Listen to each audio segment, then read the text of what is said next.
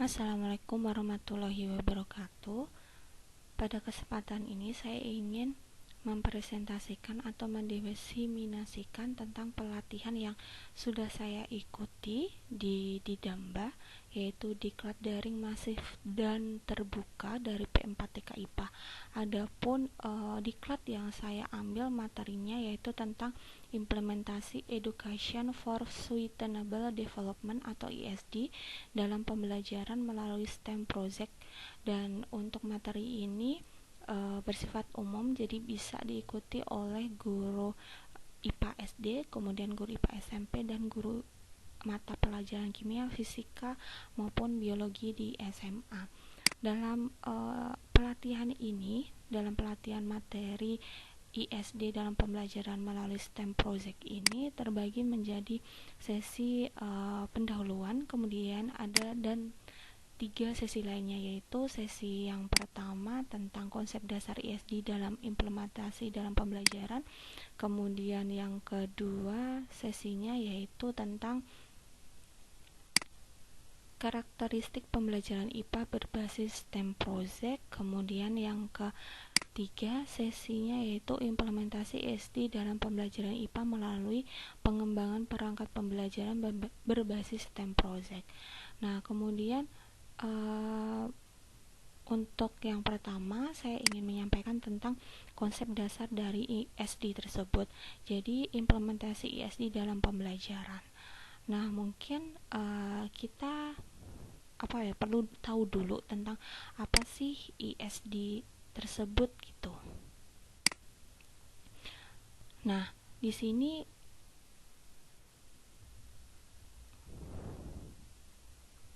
apa ISD itu, terus kemudian mengapa ISD itu penting kita pelajari atau penting kita terapkan dalam pembelajaran, mengapa sepenting itu. Nah, di sini ada latar belakangnya, yaitu bahwa siswa itu memerlukan perspektif baru dalam memahami dunia yang cepat berubah. Jadi agar peserta didik kita nanti mampu berpartisipasi sebagai warga global. Jadi diharapkan peserta didik kita nanti bisa memanfaatkan sumber daya yang ada itu secara bijaksana, sehingga mereka tidak mengkonsumsi sumber daya secara berlebihan, dan nantinya masih bisa mengelola sumber daya tersebut sehingga nanti kedepannya masih bisa dinikmati oleh generasi-generasi berikutnya, seperti itu. Kemudian definisi ISD dulu, itu seperti apa gitu kan, kita sebelum mempelajari lebih lanjut tentang ISD dalam pembelajaran, dalam menerapkannya, kita harus tahu dulu ISD itu sebenarnya apa sih.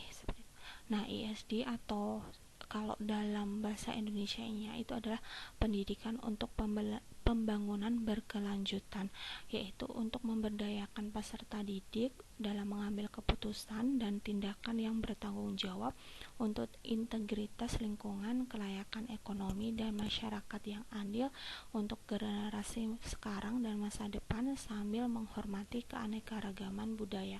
Jadi di sini ada 3 aspek penting, yaitu yang saling terkait ya, yaitu tentang lingkungan, kemudian kelayakan ekonomi, dan masyarakat. Kemudian dalam elemen ISD, Education Sustainable Development, itu bisa kita lihat di sini ada hasil belajar, kemudian konten pembelajaran, dan pedagogi. Untuk hasil belajar nanti diharapkan mampu menciptakan pembuat perubahan. Jadi siswa nanti diharapkan mereka tidak hanya menjadi konsumen pasif saja, tetapi siswa mampu membuat inisiatif, berkreasi, sehingga menciptakan sebuah perubahan yang bermanfaat untuk kedepannya. Kemudian untuk konten pembelajarannya sendiri itu berfokus pada menyelidiki topik dari perspektif interdisipliner. Jadi tidak hanya berfokus pada satu materi atau satu mata pelajaran saja, tetapi di sini berkaitan dengan integrasi antar mata pelajaran. Kemudian pedagoginya bersifat interaktif, berpusat pada peserta didik dan berorientasi pada tindakan sehingga menciptakan pembelajaran yang menyenangkan. Kemudian hasil belajarnya itu bisa kita lihat dari sistem berpikirnya dan juga berpikir antisipatif. Nah, untuk sistem berpikirnya nanti bisa memberi siswa lensa untuk melihat dunia dalam sebuah kompleksitas, kekacauan, dan ketidakpastian. Misalnya ketika mempelajari produksi energi dari perspektif sistem. Kemudian berpikir antisipatif nanti memungkinkan peserta didik untuk berpikir kreatif dan kritis tentang masa depannya. Jadi berpikir tentang bagaimana. Jadi bagaimana dampak lingkungannya, bagaimana cara dia bisa menggunakan dengan bijaksana dan bagaimana keberlanjutannya seperti itu. Jadi mereka belajar tentang rencana, membuat skenario, memanajemen, kemudian mensimulasi. Kemudian kompetensi di sini yang diharapkan nanti kompetensi normatif, kemudian strategis, dan kompetensi interpersonal. Untuk kompetensi normatif, nanti siswa belajar untuk mendefinisikan sendiri bagaimana dunia seharusnya dan apa arti keberlanjutan bagi mereka. Jadi mereka bisa tahu seperti itu. Untuk mencapai hasil ini, siswa belajar tentang topik-topik termasuk keadaan iklimnya bagaimana, kemudian etika, penilaian multi kriteria atau keadilan antar generasi. Hal ini memungkinkan mereka untuk antara lain berargumen sejauh mana produk, perusahaan, tujuan atau sistem kontribusi terhadap keberlanjutan atau tidak. Kemudian yang kedua, kompetensi strategis, yaitu pendidikan berkelanjutan nanti mengajarkan siswa bagaimana menyelesaikan sesuatu, dan inilah mengapa mereka perlu belajar bagaimana seperti itu. Jadi di sini kita memberikan problem atau permasalahan yang ada di lingkungan, kemudian mereka dilatih untuk bagaimana memecahkan permasalahan tersebut. Jadi ada problem solvingnya. Kemudian kompetensi interpersonal, yaitu perubahan hanya terjadi melalui kelompok, tim atau komunitas yang dikerahkan untuk tujuan bersama. Jadi di sini peserta didik dilatih untuk menjalin kemitraan, kemudian kepemimpinan, demokrasi atau partisipatif. Dan konten pembelajaran nanti yang dipelajari dalam ISD, penerapan ISD seperti itu. Dalam pembelajaran, siswa belajar tentang pertumbuhan ekonomi murni dari sudut pandang ekonomi dengan melihat penggerak ekonomi dan konsekuensinya. Tetapi jika siswa ingin belajar tentang pertumbuhan ekonomi menggunakan konsep pendidikan untuk pembangunan berkelanjutan, maka siswa harus belajar tentang implikasi sosial dari pertumbuhan ekonomi serta dampaknya terhadap kesejahteraan, pendapatan, kesejahteraan, dan kesehatan. Tentu saja siswa juga harus belajar tentang perspektif lingkungan, menganalisis bagaimana pertumbuhan ekonomi berdampak pada lingkungan secara positif atau negatif. Jadi tiga hal tersebut saling terkait, yaitu ekonomi, kemudian sosial, dan lingkungan saling berkaitan. Kemudian pedagogi, di sini pedagogi yang interaktif, berpusat pada peserta didik dan berorientasi pada tindakan. Jadi tidak hanya sekedar materi saja, tetapi berupa tindakan bagaimana menyelesaikan permasalahan. Jadi ada problem solvingnya.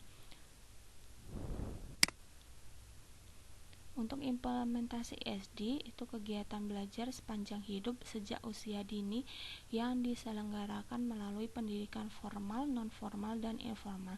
ISD menuntut reorientasi pendekatan pendidikan, struktur, dan isi kurikulum.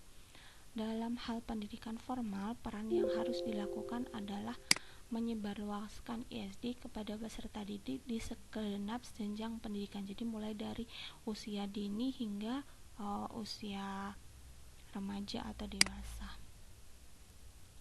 Nah, di sini pelaksanaan nilai-nilai SD tidak berdiri sendiri sebagai suatu mata pelajaran, tetapi terintegrasi ke dalam semua mata pelajaran, sehingga ESD sangat cocok diterapkan dalam pembelajaran yang berbasis STEM ya, yaitu sains, teknologi, engineering, art, dan matematik, di mana di situ terintegrasi antar mata pelajaran tersebut atau antar materi tersebut.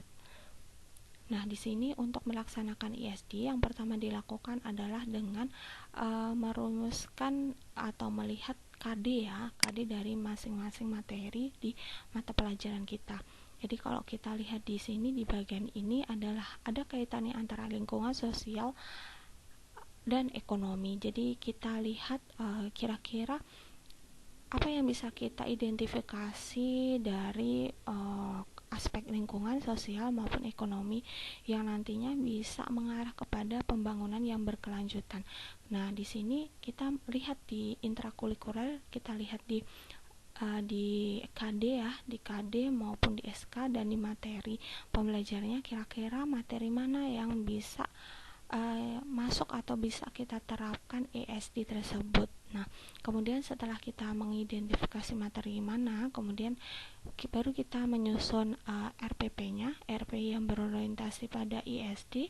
Kemudian yang terakhir adalah kita menyusun LKPD LKPD STEM ya, LKPD STEM yang berorientasi pada ESD atau penerapan ESD. Nah, mungkin seperti itu diseminasi tentang pelatihan saya yang telah saya ikuti. Apabila ada kekurangan saya mohon maaf. Saya akhiri. Wassalamualaikum warahmatullahi wabarakatuh.